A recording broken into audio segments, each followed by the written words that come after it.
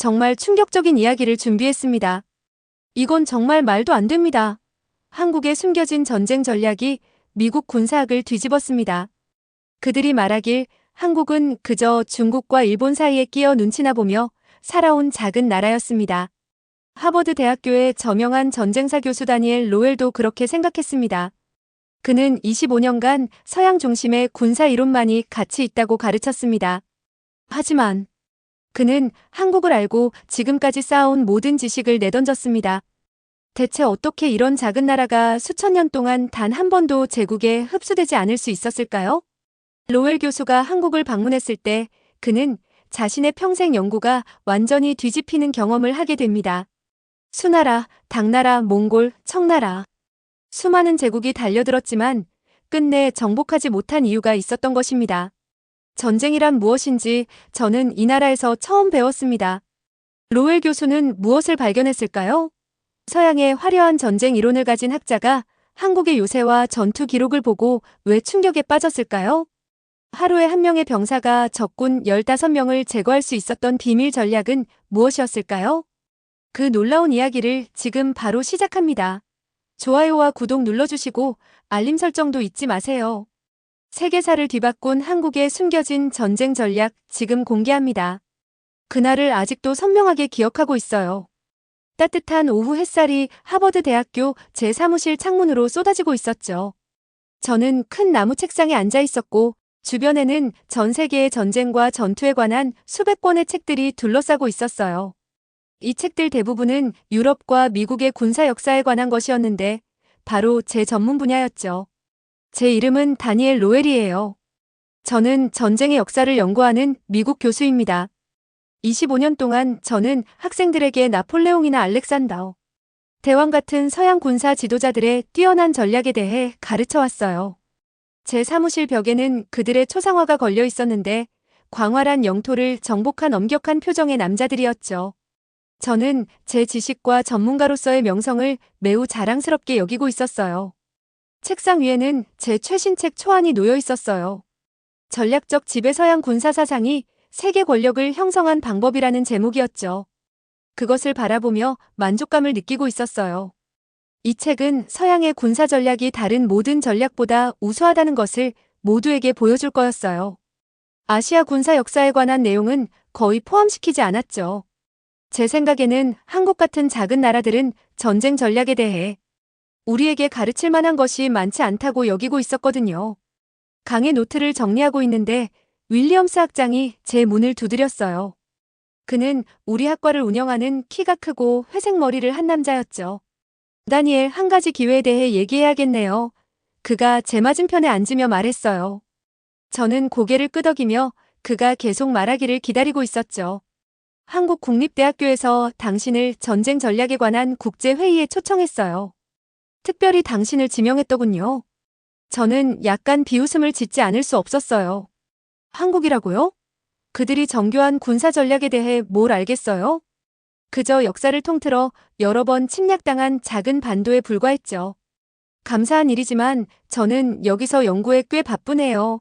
제 책상 위 서류들을 가리키며 말했어요. 윌리엄스 학장이 몸을 앞으로 기울였어요. 그들이 우리 학과에 상당한 금액을 제공하겠다고 했어요. 게다가 실제 역사적인 전투 현장도 방문할 수 있을 거예요.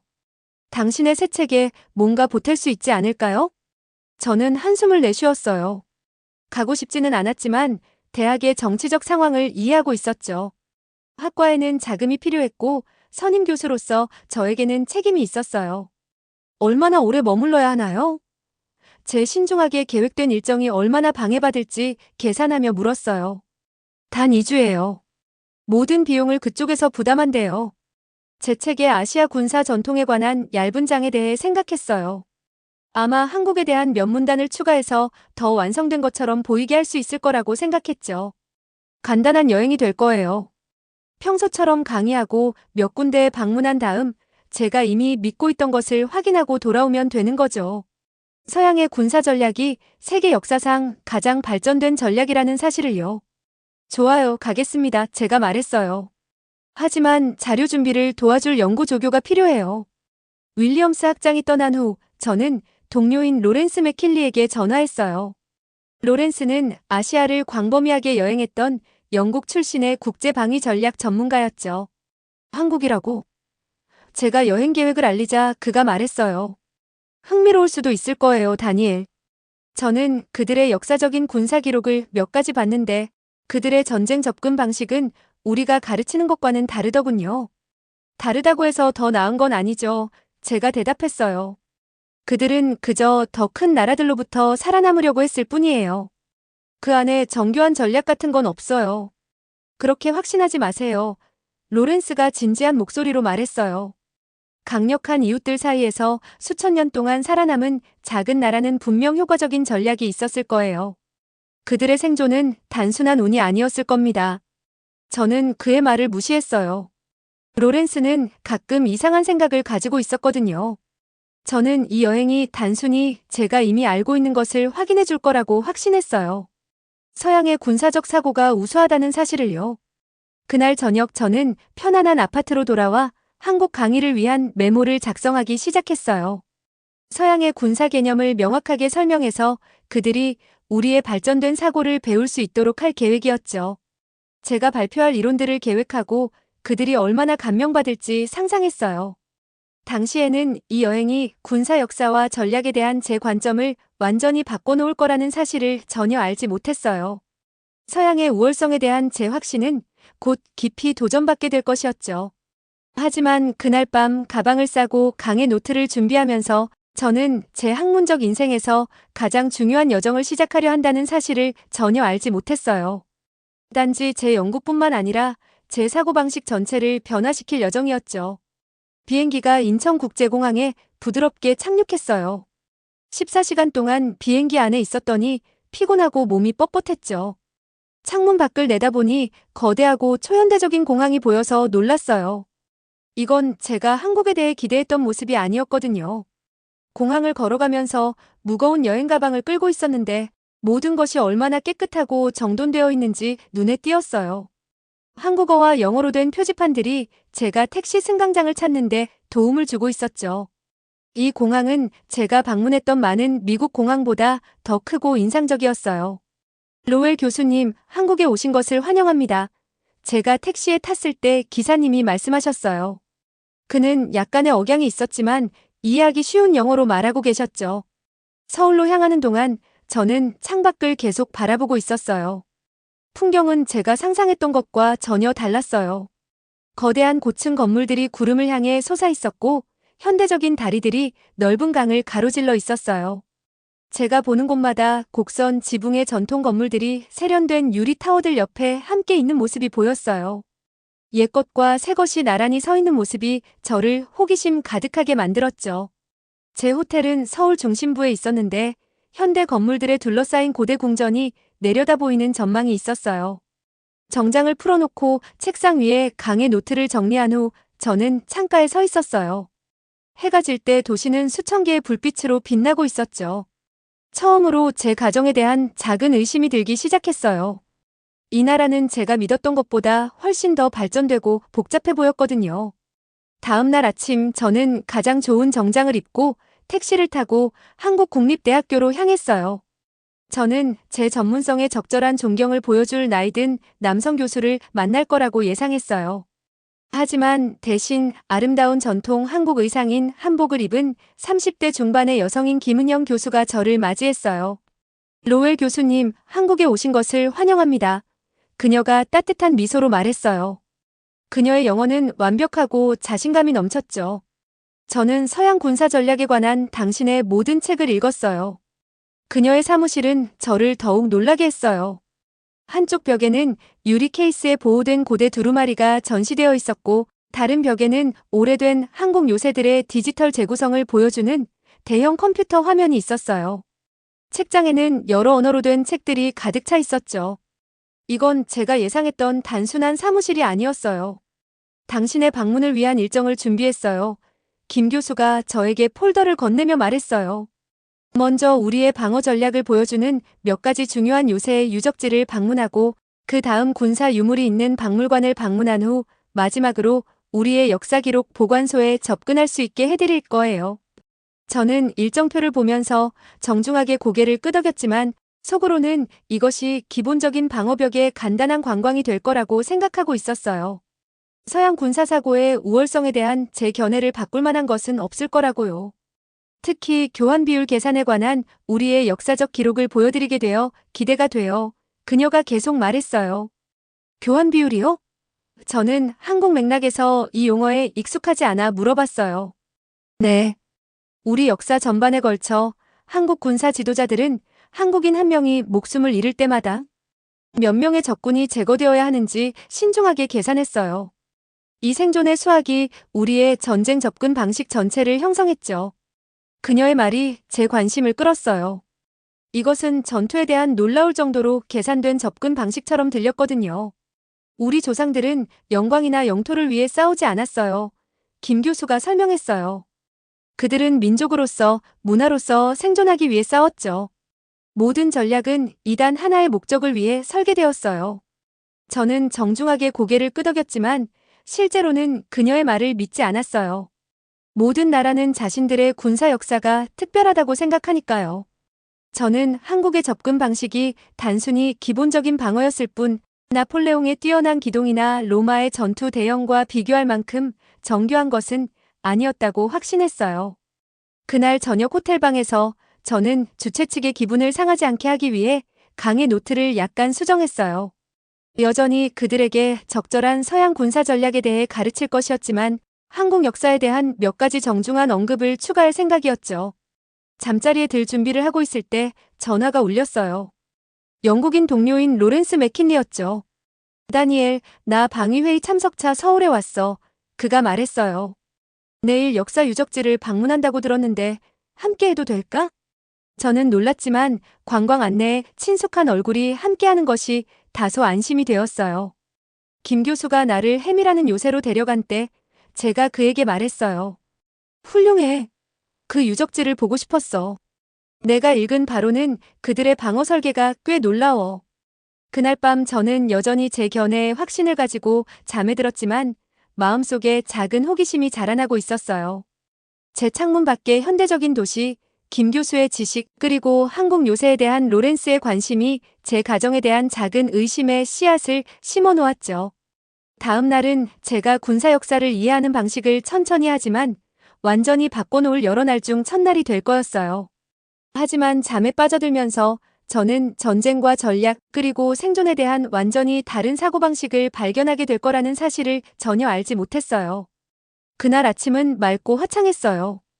우리가 산으로 차를 타고 가고 있을 때였죠. 김 교수님은 운전사 옆 앞좌석에 앉아 있었고 로렌스와 저는 뒷좌석에 앉아 있었어요. 도시의 건물들이 서서히 사라지고 대신 푸른 언덕과 숲이 나타나기 시작했어요. 저는 한국이 대부분 평평할 거라고 예상했는데 이 산들은 정말 인상적이었어요. 가파르고 울창한 나무들로 덮여 있었거든요. 2시간 정도 운전한 후 우리는 해미요새에 도착했어요. 멀리서 보면 그리 대단해 보이지 않았어요. 그저 언덕 위에 있는 돌담 몇 개처럼 보였죠. 확실히 유럽에서 본 성들만큼 웅장하지는 않았어요. 하지만 가까이 다가갈수록 저는 예상하지 못했던 것들을 알아차리기 시작했어요. 요새 벽들은 산의 자연스러운 형태를 따라 만들어져 있었어요. 유럽 성처럼 완벽한 정사각형이나 원형이 아니었죠. 대신 땅의 기복에 맞춰 오르내리며 흐르듯 만들어져 있었어요. 이렇게 하면 멀리서 보기에 풍경과 자연스럽게 어우러져 잘 보이지 않게 되는 효과가 있었어요. 벽들이 어떻게 자연 지형을 따라 만들어졌는지 보세요. 우리가 가파른 길을 따라 걸으면서 김 교수님이 말씀하셨어요. 그녀는 이제 어제의 격식 있는 한복이 아닌 편안한 등산복을 입고 있었어요. 우리 조상들은 땅 자체를 방어의 일부로 활용하기 위해 이렇게 지었습니다. 저는 고개를 끄덕이며 이 설계가 얼마나 똑똑한지 이해하기 시작했어요. 공격하는 군대는 이 가파른 언덕을 올라가야 했고 방어자들은 쉽게 화살을 아래로 쏠 수 있었을 거예요. 주요 성벽에 도달했을 때 저는 그 높이와 두께에 놀랐어요. 이건 정말 심각하게 지어진 건축물이었고 수세기 동안 지속되도록 만들어졌어요. 로렌스는 매끄러운 돌을 손으로 만지면서 감명받은 표정을 짓고 있었어요. 이 벽 부분의 각도는 정확하게 계산되었어요. 김 교수님이 설명했어요. 여기서 방어자들은 공격자들에게 큰 돌을 떨어뜨릴 수 있었죠. 이 위치에 있는 각 사람은 교체가 필요하기 전에 약 15명의 적군을 막을 수 있었어요. 15대 1이요? 제가 믿기 어려워하며 물었어요. 그건 매우 정확한 숫자네요. 정확합니다. 왜냐하면 정확하게 계산되었기 때문이죠. 그녀가 대답했어요. 우리는 이런 정확한 계산을 보여주는 기록을 가지고 있어요.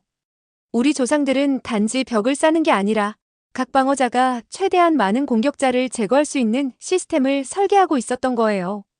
한국에 도착한 이후 처음으로 저는 진심으로 호기심을 느꼈어요. 그 기록들을 볼 수 있을까요? 김 교수님이 미소 지었어요. 물론이죠. 내일 기록 보관소를 방문할 거예요.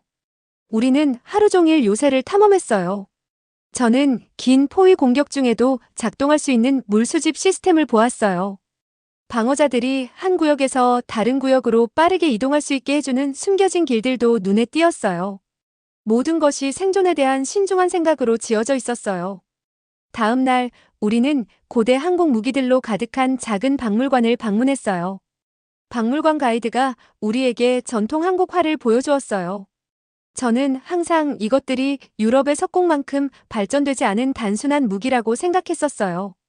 하지만 가이드가 이 활들이 어떻게 작동하는지 시연했을 때 저는 놀라움을 금치 못했어요. 한국 궁수들은 유럽 궁수가 한 번 쏘는 동안 최대 5개의 화살을 쏠 수 있었습니다. 가이드가 설명했어요. 그리고 각 화살은 먼 거리에서도 갑옷을 관통할 수 있었죠. 저는 그가 한국 궁수들이 손에 여러 개의 화살을 들고 빠르게 발사할 수 있게 해주는 특별한 방법을 보여주는 것을 지켜보고 있었어요. 이건 단지 다른 스타일이 아니었어요. 전쟁에 대한 완전히 다른 접근 방식이었죠. 이것들은 결투나 전투에서의 영광을 위해 설계된 무기가 아니었어요.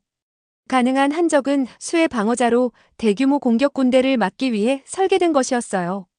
그날 저녁 우리는 여러 명의 한국 역사 교수들과 저녁 식사를 했어요. 그들은 한국 지휘관들이 어떻게 병사들을 배치했는지 자세히 보여주는 고대 전투 지도를 보여주었어요. 이것들은 단순한 대략적인 계획이 아니었어요. 화살 사정거리, 병사 배치, 심지어 공격 타이밍까지 정확한 계산이 포함되어 있었죠. 이순신 장군은 한 교수가 저에게 말했어요. 각 배가 얼마나 많은 화살을 실을 수 있는지, 정확히 얼마나 멀리 쏠 수 있는지, 그리고 그 양으로 정확히 몇 척의 적함을 침몰시킬 수 있는지 정확히 알고 있었습니다. 그는 모든 것을 숫자와 계산의 기초에 계획했죠. 저는 해군 전쟁을 수년간 연구해왔지만 이런 수준의 정확한 계획은 본 적이 없었어요. 서양 지휘관들은 종종 용기, 영감, 그리고 변화하는 상황에 적응하는 능력에 의존했어요. 이런 한국의 전략들은 복잡한 수학에 더 가까웠어요. 그날 밤 늦게 호텔방에서 저는 잠을 이룰 수 없었어요. 제가 배우고 있는 모든 것이 25년 동안 믿어왔던 것에 도전하고 있었거든요. 저는 항상 서양 군사 전략이 세계에서 가장 발전된 것이라고 생각해왔어요. 하지만 한국에서 보고 있는 것은 원시적이거나 단순한 것이 아니었어요. 그것은 완전히 다른 방식으로 정교했어요. 다음 날은 가장 큰 놀라움이 찾아왔어요. 김 교수님은 우리를 고대 두루마리와 책으로 가득 찬 특별한 기록 보관실로 데려갔어요. 흰 장갑을 끼고 저는 500년도 더 된 문서들을 만져볼 수 있게 허락받았어요. 이것들은 단순한 전투 이야기가 아니었어요. 상세한 계산이었죠. 한 두루마리는 요새의 각 구역을 방어하기 위해 필요한 정확한 화살, 돌 그리고 병사들의 수를 보여주고 있었어요. 다른 하나는 3개월간의 포위 공격을 견디기 위해 필요한 식량의 양을 보여주고 있었죠. 이것들은 추측이 아니라 실제 경험에 기반한 정확한 숫자들이었어요. 이건 단순한 군사 전략이 아니야. 제가 로렌스에게 속삭였어요. 이건 생존과학이야. 로렌스가 고개를 끄덕였어요. 이제 내가 말하려고 했던 것을 알겠지. 한국의 군사적 사고는 다른 이들을 정복하는 것에 관한 게 아니었어. 그들의 문화와 사람들이 훨씬 더 큰 적들로부터 확실히 살아남도록 하는 것이었지. 이 고대 문서들의 페이지를 조심스럽게 넘기면서 저는 내면에서 무언가가 변하는 것을 느꼈어요. 서양 군사 우월성에 대한 제 확신이 무너지고 있었죠. 여기에는 전쟁에 대한 완전히 다른 사고방식이 있었어요. 영광이나 확장의 길이 아니라 생존을 위한 신중한 계산으로서의 전쟁이었죠. 저는 그들에게 적절한 군사 전략을 가르치기 위해 한국에 왔다고 생각했어요. 하지만 오히려 제가 완전히 새로운 것을 배우고 있었죠. 그리고 이것은 한국 전쟁 역사를 이해하는 여정의 시작에 불과했어요. 남한산성을 방문하는 아침은 서늘하고 안개가 자욱했어요.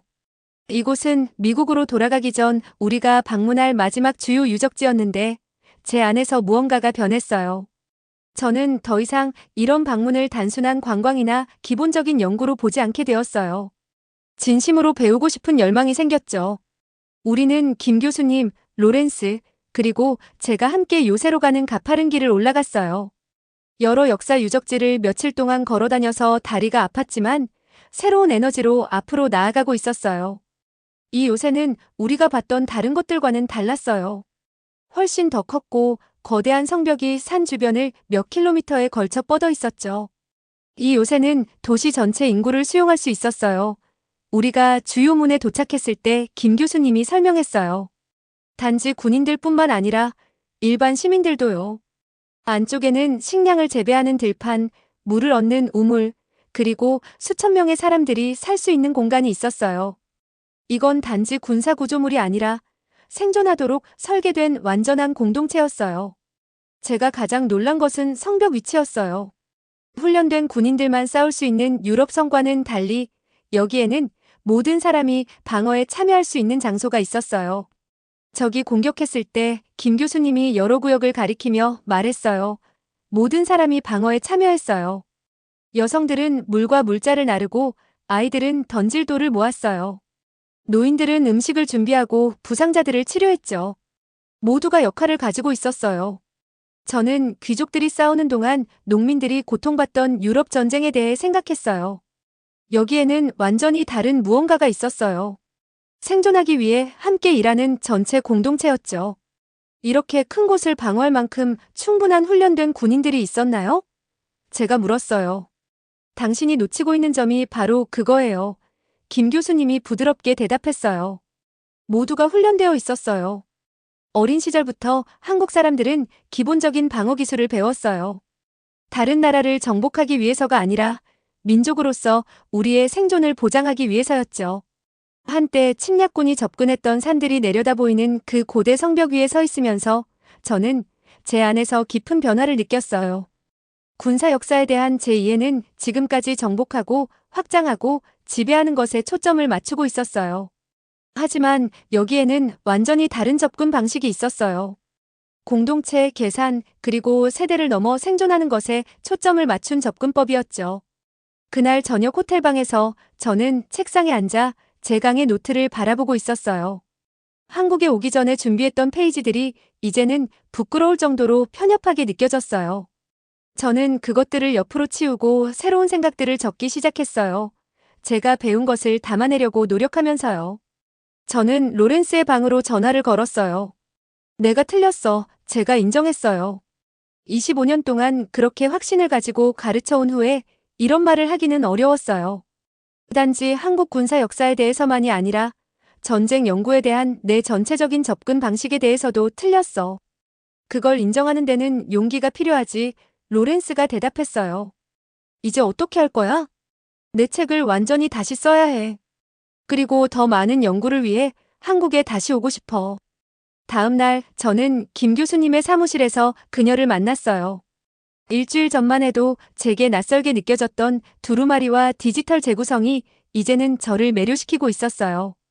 저는 너무나 많은 질문이 있었죠. 더 많이 배워야 해요. 제가 그녀에게 말했어요. 제 이해가 너무 제한적이었어요. 그녀는 따뜻하게 미소 지었어요. 저희는 더 길고 심도 있는 연구 방문을 위해 당신을 다시 맞이하게 되어 기쁠 거예요. 그날 저녁 저는 대학에서 강의를 했어요. 한국에 오기 전에 준비했던 것이 아니었어요. 대신 저는 제 관점이 어떻게 변했는지에 대해 솔직하게 이야기했어요. 한국 군사 전략이 어떻게 다르지만 똑같이 정교한 전쟁 접근 방식을 제공하는지, 정복보다는 정확한 계산, 공동체 참여, 그리고 장기적인 생존에 기반한 접근 방식을 설명했어요. 청중들은 놀라워하면서도 기뻐하는 것 같았어요. 많은 교수들이 강연 후에 저에게 다가와 연구 자료를 공유하고 미래 프로젝트에 협력하겠다고 제안했어요. 한국에서의 마지막 아침, 저는 조심스럽게 짐을 쌌어요. 옷과 함께 이제 저는 수십 권의 책, 고대 문서의 사본들, 그리고 새로운 아이디어로 가득 찬 노트들을 갖고 있었어요. 하지만 무엇보다도 완전히 새로운 관점을 가지고 있었죠. 호텔 창문으로 서울을 마지막으로 바라보면서 저는 도시를 다르게 보고 있었어요. 고대 궁전과 현대 건물의 혼합은 단지 흥미로운 건축물이 아니었어요. 이것은 수세기에 걸친 위협 속에서 계산을 통해 살아남은 문화의 물리적 증거였죠. 긴 귀국 비행 중에 저는 완전히 새로운 체계 개요를 작성하기 시작했어요. 한국 군사 전략을 서양의 군사학에 적용하다. 이것은 제 원래 책의 한 장이 아니었어요. 이것은 군사 역사를 이해하는 다른 방법을 세계에 보여주는 완전히 새로운 것이 될 거였어요. 비행기가 보스턴에 착륙했을 때 저는 지치면서도 동시에 활력이 넘쳤어요. 제 동료들은 새로운 연구 방향에 놀랄 것이고 어떤 이들은 제가 오랫동안 고수해온 견해를 바꾼 것에 대해 비판할 수도 있을 거예요. 하지만 저는 이것이 앞으로 나아갈 올바른 길이라는 것을 알고 있었어요. 제 전화에 로렌스의 메시지가 도착했어요. 그는 회의를 위해 한국에 남아 있었죠. 그래, 여행은 같이 있었어? 저는 답장을 치면서 미소 지었어요. 그건 단지 여행이 아니었어, 로렌스. 그건 변화였어. 그리고 이건 시작에 불과해. 다음 날 하버드의 친숙한 복도를 걸으면서 저는 이미 다른 사람이 된 것 같은 느낌이 들었어요.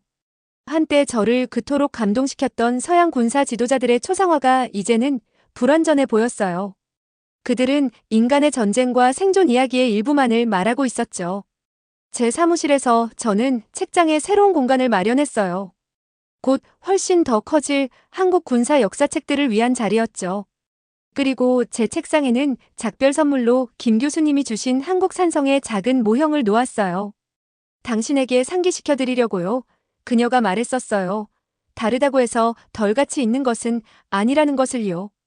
저는 제 자신의 이해뿐만 아니라 희망컨대 제 학생들과 동료들의 이해도 재형성하는 작업을 시작하면서 그 말을 기억할 것이에요.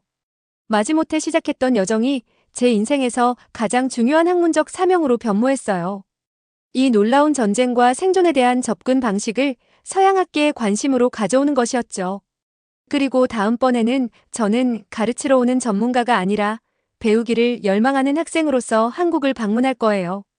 여러분, 오늘 미국 전쟁사 연구자 다니엘 로웰의 놀라운 여정을 함께 해주셔서 진심으로 감사드립니다. 서양 중심적 시각에서 벗어나 한국의 독특한 생존 전략과 마주하게 된 그의 이야기가 여러분께 새로운 시각을 드렸기를 바랍니다.